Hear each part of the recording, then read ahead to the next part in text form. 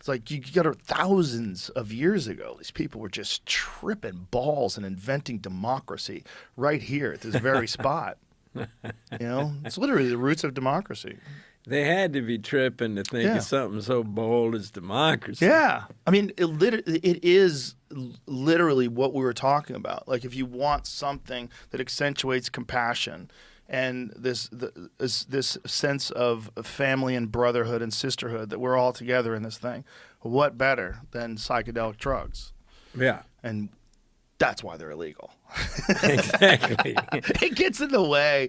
It gets in the way of this us versus them narrative that is so prevalent in our goofy society that's detached from these sacred compounds.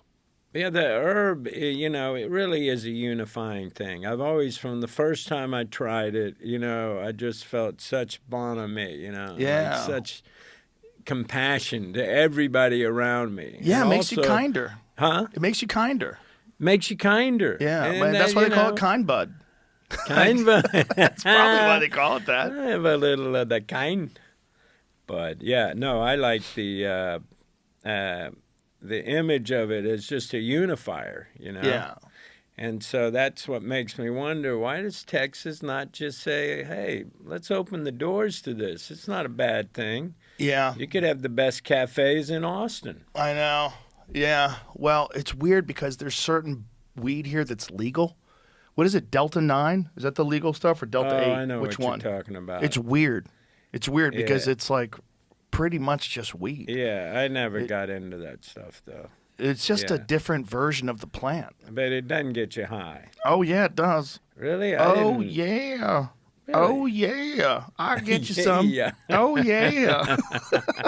I like don't know how what many they're doing. syllables you got out of yeah. Is I oh, don't yeah. know what they're doing. I don't know how they're doing it, but somehow or another they're skirting around the rules and developing Okay. something that is I'll basically get over the to same. the Delta 9 Center.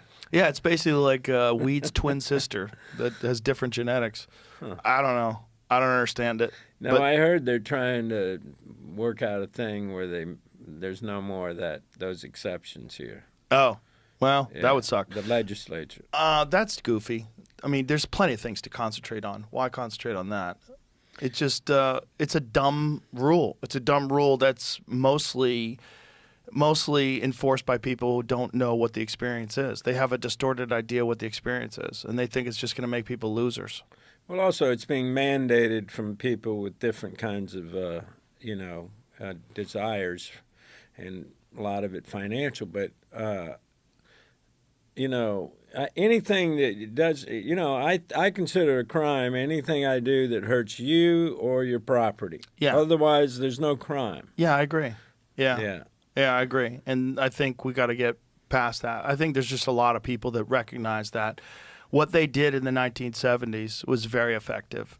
They threw water on the entire psychedelic movement and the civil rights movement and the anti-war movement, and they did it by banning a lot of these compounds that were changing the way people thought about life. And, like the whole peace, love, and hippie movement of the 1960s was all inspired by psychedelic drugs, all of it. Right. And it was right. a revolutionary, complete change of society from 1950 to 1960. I mean, 10 years, the music and culture became almost unrecognizable. It could change so radically. And I think it was terrifying to the powers that be. And unfortunately, the propaganda that they pushed, just like the propaganda that we saw during the COVID times and propaganda that you have whenever there's a war, that propaganda is sticky. That stuff sticks. It sticks around for a long time. And unless you have viable representations of opposing narratives that are really effective, it's very hard for people to change their perspective on things without a personal experience. Right. And most of these people that are like, straight-laced, no-nonsense type folks, they don't want to smoke weed. What am I going to ruin my brain? I've heard like legitimate scientists say, I would never want to interfere with the way my brain works. Like, okay, do you drink coffee? Shut the fuck up. What are you talking about? What are you talking about? Do you exercise? What do you do? What do you do? Do you eat good food? There's a lot of things that change the way your brain works. This is a dumb way to look. you really want your doctor looking healthy. You don't want to walk in and see some obese, having heart trouble breathing type of guy. Yeah. It's going to give you your advice.